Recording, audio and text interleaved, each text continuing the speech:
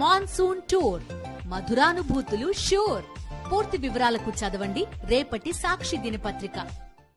Right, Vijaya Babu గారు చెప్పండి, అనిత గారి విషయంలో మీకేం అర్థమైంది? అలాగే హిందూ మతానికి భ్రష్టు పట్టిస్తున్న ఎవరు, లడ్డూ పేరుతో అపచారం చేసింది ఎవరు, అలాగే ఇప్పుడు జగన్ గారు తిరుమలకి వెళుతుంటే అనేక మార్లు వెళ్ళొచ్చారు, 2009లో డిక్లరేషన్పై సంతకం పెట్టినా ఇప్పుడు మళ్ళీ ఈ వివాదాన్ని రేకెత్తించడానికి ఎందుకు ప్రయత్నిస్తున్నారు? మొత్తం డైవర్షన్ టాక్టిక్సేనా?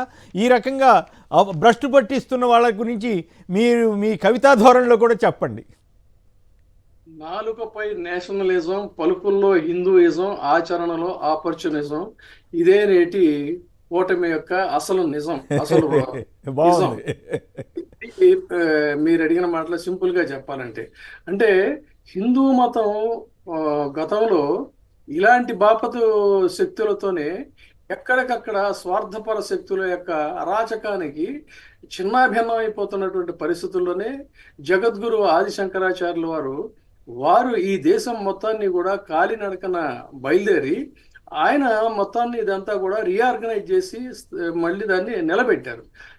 అదేవిధంగా ఆది శంకరాచార్య గారు కావచ్చు, రామానుజాచార్యాలు కావచ్చు, వీళ్ళంతా కూడా చెప్పింది ఏంటంటే, అసలు హిందూ మతానికి ప్రధానమైనటువంటి అవరోధాలు ఏంటంటే ఈ మతతత్వం, ఈ దౌర్భాగ్యం అంతానండి. అంత ఎందుకు మన తెలుగువాడు మంచి చక్కని తెలుగుతో స్వామివారిని పూజించుకున్నటువంటి అన్నమయ్య చెప్పింది ఏంటంటే, ఈ బాపతిగాళ్లే కదా ఇట్లా స్వామివారిని దర్శించుకుంటానంటే నువ్వు ఫలానా వాడివి, ఇదే అది ఇదని చెప్పని అడ్డగించినప్పుడు ఒక విప్లవాన్ని సృష్టించాడు.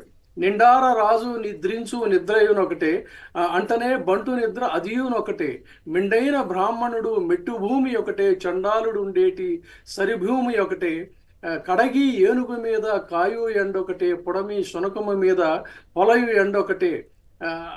అంటే ఎంత ఆయన కవితాత్మకంగా చెప్పాడంటే, ఈ యొక్క అంటరానితనం ఇదంతా కూడా దౌర్భాగ్యమరా అని చెప్పని ఆ ఎండ ఎవరి మీద, అటు వాళ్ళ మీద ప్రసరించే ఎండ కానీ ఇక్కడ ఉండేటువంటి ఎండ కానీ ఒకటే ఎండ కదరా, మరి దీనికి డిఫరెన్స్ ఏంటి? ఆ శునకమ్మ మీద కానీ లేకపోతే ఏనుగు మీద కానీ ఉండేటువంటిది కూడా ఒకటే కదా అని, బ్రహ్మం అనేటువంటిది ఒకటే అందరికీ కూడా అని చెప్పాడు. అయితే దీనికి ఆయన ఇన్స్పిరేషన్ ఏంటంటే, ఇది నేను పర్సనల్గా రీసెర్చ్ చేసింది, సాక్షాత్తు స్వామి ఆదిశంకరాచార్యుల వారి మనీషా పంచకంలో ఆయన ఏదైతే చెప్పారో అదే జరిగింది. ఆ రోజున కూడా ఏంటంటే, ఈ బాపతిగాళ్ళు వస్తున్నప్పుడు, అంటే ఈయన ద్వారా చెప్పిస్తారు, అన్నమయ్య మన శంకరాచార్య ద్వారా చేసినప్పుడు, ఈయన స్నానం చేసి గంగానదిలో వస్తూ ఉంటే ఒక సాక్షాత్తు శివుడే చండాలుడి వేషంలో ఎదురవుతాడు. అంటే ఈ యొక్క దీనికోసం, అంటే దాంట్లో సూక్ష్మాన్ని తెలియజేయడం కోసం వచ్చినప్పుడు ఏం చేస్తాడంటే, గచ్చ అంటాడు, అంటే తప్పుకో అని చెప్పని అన్నప్పుడు ఆయన నర్మగర్భంగా నవ్వుతూ చండాల రూపంలో ఉన్నటువంటి పరమేశ్వరుడు, అన్నమయ దన్నమయ అధవ చైతన్యమేవ చైతన్యాత్ ద్విజవర ఓ ద్విజవర దూరీకత్వాంచసి కిం బ్రూహి గచ్చతి. అంటే ఓ అన్నమయ అంటే అన్నమయ అంటే శరీరం, ఈ అన్నపానాలు తీసుకునేటువంటి ఓ శరీరంలో ఉన్నటువంటి వాడా, తప్పుకో అంటున్నావు, ఎవరిని తప్పుకోమంటావా? ఈ శరీరాన్ని తప్పుకోమంటావా? ఈ శరీరం లోపల ఉన్నటువంటి చైతన్యాన్ని తప్పుకోమంటావా? కిం గంగాంబుని, ఇక్కడ అన్నమయ్యకిను ఆదిశంకరకున్న ఈ లింక్ ఇన్స్పిరేషన్ చూడండి, సంస్కృతంలో ఇది, అక్కడ తెలుగులో. కిం గంగాంబుని బింబితే అంబరమణౌ చండాల వాటిపై పూరే కిం అంతరమసి కాంచన ఘటి మృచ్ కుంభయోత్ అని చెప్పని ఈయన అడుగుతాడు. అంటే దేన్ని తప్పుకోమంటున్నావు రా నువ్వు, ఎవరు అంటరాని వాళ్ళు అంటున్నావు? మన బంగారపు బిందెలో ప్రసరించేటువంటి ఎండ కానీ, లేదు కుండలో ప్రసరించేటువంటి ఎండ కానీ, అందులో ఉండేటువంటి నీళ్లు ఇందులో ఉండేటువంటి నీళ్లు, ఇవన్నీ తేడా అంటావా? ఈ శరీరాన్ని తప్పుకోమంటున్నావా నువ్వు, లేకపోతే ఈ శరీరం లోపల ఉండేటువంటి దీన్ని తప్పుకోమంటున్నావా అని చెప్పని అడిగినప్పుడు, అప్పుడు ఆయనకి ఒక రియలైజేషన్ అనేటువంటిది వస్తుందండి. అంటే ఇప్పుడు వాళ్ళు చెప్పేటువంటి ఈ అంతర్గతంగా ఉండేటువంటి జగన్మోహన్ రెడ్డిలో ఉండేటువంటి ఇది కానీ, లేకపోతే పురంధేశ్వరిలో ఉండేటువంటి ప్రాణం కానీ, ఇవన్నీ కూడా వాటికేమి కులాలు మతాలు ఇలాంటివి ఏమి అంటావు కదా. ఆ రకంగా హిందూ మతాన్ని చేసినటువంటి దీన్ని తదనంతర కాలంలో స్వామి వివేకానంద లాంటి వాళ్ళు ఆయన ప్రచారం చేసి అపర శంకరాచార్యులు అని చెప్పని అనిపించుకున్నారు. అంటే మానవతావాదమే హిందూవాదం. ఆ హిందూ మతం ఇంతకాలం ఎన్ని దాడులు ఈ గుడుల మీద వాటి మీద జరిగిన శతాబ్దాల కాలంగా నిలబడి ఉందంటే అందులో ఉన్నటువంటి ఔన్నత్యం అటువంటిది ఈ ఛద్మ వేషధారులు ఇవాళ అంటే ఇటు శంకరాచార్య లేదంటే ఆ, మన వివేకానంద ఇటువంటి గొప్ప గొప్ప వాళ్ళందరి స్థానంలో ఇప్పుడు నయా హిందూవాదులు పుట్టుకొచ్చారు. అంటే ఛద్మ వేషధారులు వీళ్ళ పని ఏంటంటే మనందరికీ ఏంటంటే హిందూయిజం మనమేమి ఎముకల మెళ్ళ వేసుకొని తిరగండి. హిందూ జీవన విధానం హిందూయిజం అనేది మనకేమో జీవన విధానం, వాళ్ళకేమో రాజకీయ నినాదం. ఇది ఇక్కడ ఉన్నటువంటి తేడా. ఆ రాజకీయ నినాదమే తప్ప ఇందాక ఆయన ఏదో చెప్పినట్టుగా పైకి అవతారం కనిపించేది ఒకటి, చేసేటువంటి చేష్టలు వెనక ఒకటి. ఎందుకు పురంధరేశ్వరి గారిని తీసుకోండి, సాక్షాత్తు ఆమె కాంగ్రెస్ పార్టీలో ఉండి మంత్రిగా పనిచేసినప్పుడేమో లౌకికవాదాన్ని బ్రహ్మాండంగా మాట్లాడినటువంటి వ్యక్తి ఇవాళ బీజేపీకి వచ్చేసరికి వీళ్ళకి లేనిపోని ఒక్కసారిగా హిందూయిజం అనేది పుట్టుకొచ్చింది. అంటే ఇక్కడ ఆచరణ వేరు, ఆలోచన వేరు. మనపాటి వాళ్ళందరిది కూడా ఆచరణ, వాళ్ళదేమో నినాదం అనమాట. అందుకని ఆలోచన లేని ఆచరణ, ఆచరణ లేని ఆలోచన, ఈ రెండు కూడా ఆత్మ వంచన తప్ప మరొకటి కాదు. అందుకని ఇవాళ హిందూయిజాన్ని దౌర్భాగ్యంగా భ్రష్టు పట్టించడానికి ఆ రోజున అతి కిరాతక శక్తులు ఏవైతే ఉన్నాయో శంకరాచార్య గారి కాలంలో, తిరిగి ఇప్పుడు మళ్ళీ రాజకీయ ముసుగులో ఇలాంటి అరాచక శక్తులు బయలుదేరిని. ఇది హిందూయిజానికి అత్యంత ప్రమాదం. ఒకటే మాట అడుగుతున్నానండి, ఇంత పచ్చి అవకాశవాద రాజకీయాలు సరే, ఆయనకి డిక్లరేషన్ కావాలంటున్నారు.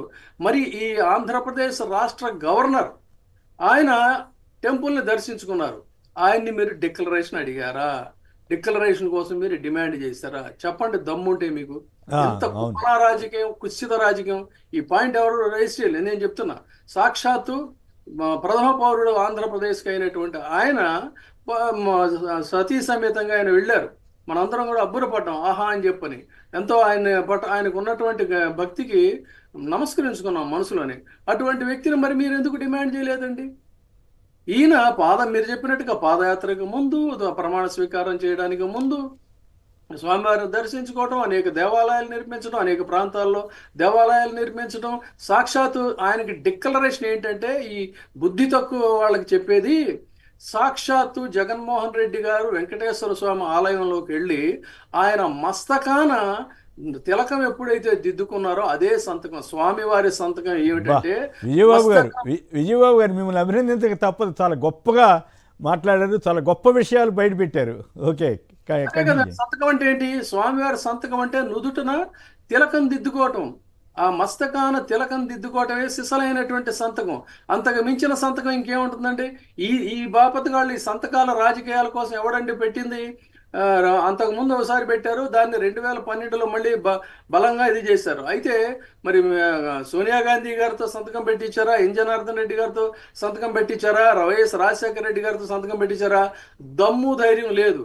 ఇవాళ మీకు ఒక బ్రూట్ మెజారిటీ వచ్చింది కాబట్టి రకరకాలుగా మానసికంగా వేధించి చేయాలనుకుంటున్నారు. కానీ ఇక్కడ జరుగుతుంది ఏంటంటే, హిందూ సంస్కారానికి ఒక మచ్చ తెస్తున్నారు తప్ప జగన్మోహన్ రెడ్డి గారి మీద దాడి కాదు. ఇప్పుడు లడ్డూ వివాదం తెచ్చారంటే అది సాక్షాత్తు స్వామివారి యొక్క లడ్డూ ప్రసాద పవిత్రతని మీరు దెబ్బతీశారు తప్ప జగన్మోహన్ రెడ్డి గారి ఇమేజ్ని కాదు.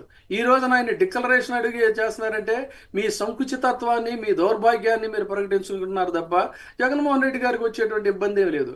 అందుకని మనిషి నారాయణ రెడ్డి గారు చెప్పినట్టు పదే పదే చెప్తుంటా, ఇది కొండ పెద్దది గరిట చిన్నది, ఊటి వడ్డన సాధ్యమేనా, గద్దె పెద్దది బుద్ధి చిన్నది, ధర్మపాలన సాగేనా అంటారు.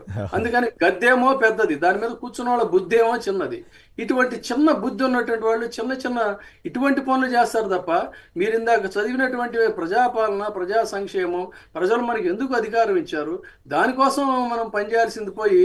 అయితే ఇక్కడ ఒకటి ఉందండి, చరిత్రలో చూసుకున్నట్లయితే ఈ ఫ్యూడల్ మనస్తత్వం ఉన్నటువంటి పాలకులు పరిపాలించినటువంటి రోజుల్లో ప్రజా సంక్షేమాన్ని విస్మరించి ప్రజల నుంచి తిరుగుబాటు రాకుండా ఉండడానికి ఏం చేసేవాళ్ళంటే ఇలాంటి ఒక మత పిచ్చను, లేకపోతే ఇంకా కార్నివాల్స్ను, ఇలాంటి ఒక ఉన్మాదమైనటువంటి చర్యలు, బుల్ ఫైట్స్, ఇటువంటి ఉన్మాద చర్యలను ప్రోత్సహించేవాళ్ళు ప్రజల్ని అటువైపు ఉంచడానికి, అంటే వాళ్ళ యొక్క మనసును మళ్లించడానికి.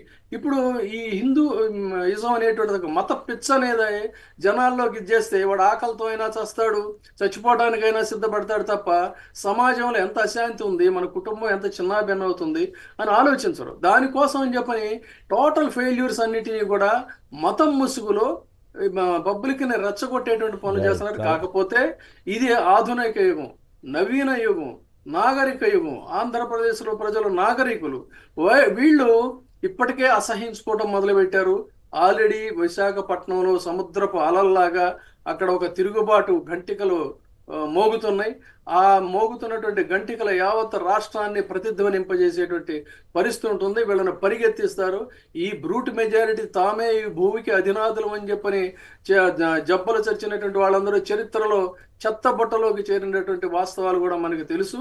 ఇప్పుడు జరగబోయేది కూడా అదే. కాబట్టి డిక్లరేషన్ అనేటువంటిది ఆ స్వామివారు ఆల్రెడీ జగన్మోహన్ రెడ్డి గారికి ఇచ్చారు. మీరు డిక్లరేషన్ కోరేటువంటి హక్కు లేదు. మీ యొక్క సంకుచితత్వాన్ని మీరు బయట పెట్టుకున్నారు. డిక్లరేషన్ కోరాలి అన్నట్లయితే ముందు గవర్నర్ గారి దగ్గర నుంచి ప్రారంభించండి, అప్పుడు ఆలోచిద్దాం. రైట్, చాలా బాగా మాట్లాడారు విజయబాబు గారు. మరొకసారి అభినందించక తప్పదు.